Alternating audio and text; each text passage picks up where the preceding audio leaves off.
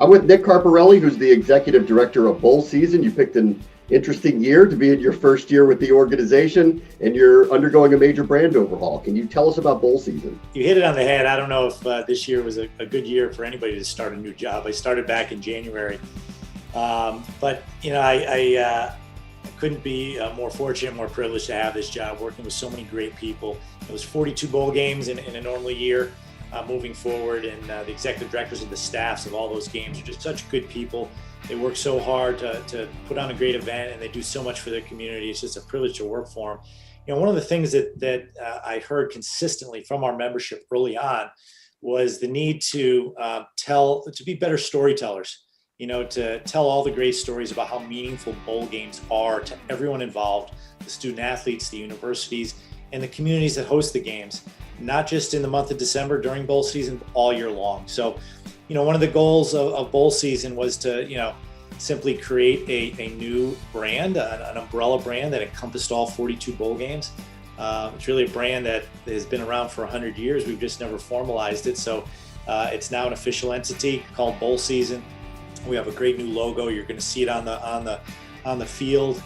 For all the bowl games. You're going to see ESPN showing it during the broadcast, and it's going to be recognized very quickly. But the best part about the Bowl Season brand is that it now gives us a platform to tell all those great stories about the bowl games and what they do for everybody involved. So we're really excited about that. Let's focus in on the communities for a moment. Why is college football so important to the community? We're seeing how important sports is in general to society. This year we went through long stretches where we didn't have live sports. When the pandemic first hit in March, we lost March Madness and we all missed it. We came to realize that these major sporting events are, driven by the calendar, and sports fans come to look forward to them at the same time of year every year, and it gives them a certain level of comfort and joy. Bowl season is no different. The 3 weeks in December and early January that all these bowl games are played, I think on a national level, people look forward to watching them. I mean, it could be a Wednesday between Christmas and New Year's in the middle of the afternoon, and people are turning on the TV to see what bowl game's on. They don't know what game it is. They don't even know who's in it, but they turn it on and they watch it. So that's that's exciting on a national level.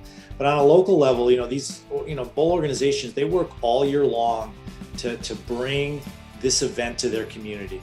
That the event is so meaningful, certainly on game day, as it's a rallying point, and it's a way of focusing on that community. It's a 3.5-hour infomercial, if you will, on national television where two teams are playing in that city, and there's a lot of programming around the game that highlights that region of the country.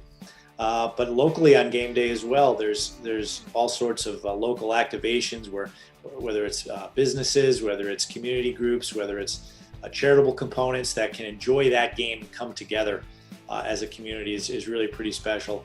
And then lastly, as I mentioned earlier, it's what the bowl games do for their communities all year long is the part that's really overlooked. It's the charitable components, it's the give back, it's the engaging the community, recognizing, certain civic groups that are so important to that community but don't get the attention they deserve. And the bowl games really kind of serve as a platform to bring, to shed some light on those groups.